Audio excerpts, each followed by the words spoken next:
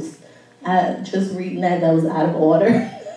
But just to give you an idea of how you split up a one huge project into different weeks.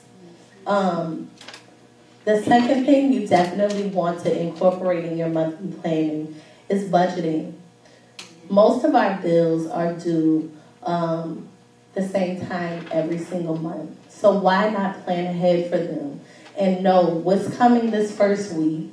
And that's going to help you establish how much you need to actually make, in each of your weeks and for each month. But definitely go over budgeting. What things are prepaid? What, are automatically drafted out, and what things do you have to actually take action and go pay? Have those in your monthly spread so that you don't forget. I forget a lot, so I like to have as many as I can automatically drafting out of my account. It's easy, and in the beginning of the year, I started working on my credit, and so that's very important. The most important thing is to pay your bills on time. If building your credit. That's right.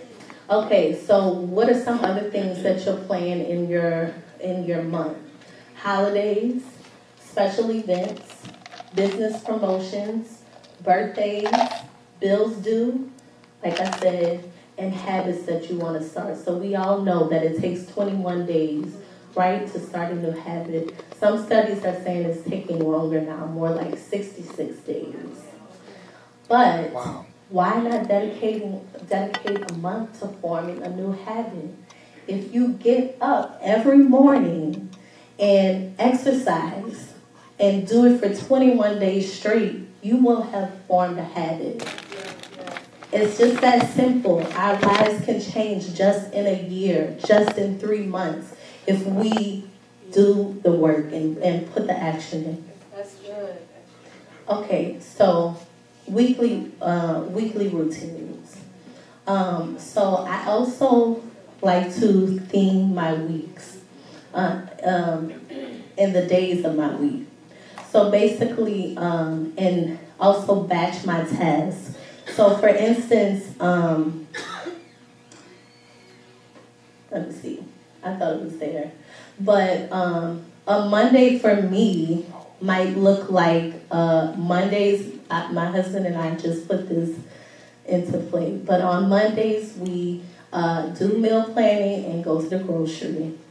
That's the plan. Okay. But Mondays, we do that. And then also on Mondays is when I'll do my work for my business, because I'm a business owner that has a service-based business. So I've learned that I have to put time in for my business as well as for their businesses.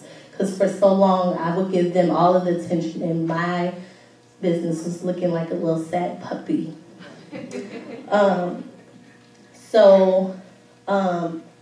Some common mistakes that I used to do this a lot, and I still, I had to catch myself every once in a while, but not having a priority for your day.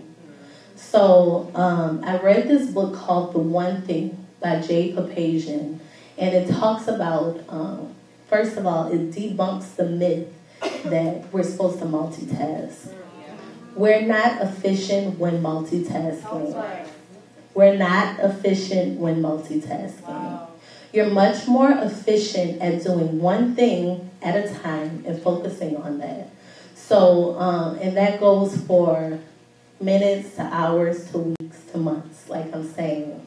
So, one thing is to have a priority. What's the number one thing that you have to get done today? Be ruthless about it. Like, if I only had one thing to do today, this week, this month, what would it be? And stick to that. And then, of course, we have, as a mompreneur, I can't only think about my business. So a one thing for business can't be my one thing. And when it is, that's when my life falls off balance. But you have to have, so I have a planner insert that I designed that says live, work, bloom. So the live is for my home life and for my family life. So what's the one thing that has to be done today in home and family? Work is what's the one thing that I have to do for work? Is it client work, or is it not just client work, but is it designing the landing page for my client? One thing. And then bloom is personal. Taking that time for yourself. What's that one thing? Is it getting a manicure? Is it taking a bubble bath? Something for you. So the next kind of mistake, like I was about to say, that I struggle with and I have to put myself into check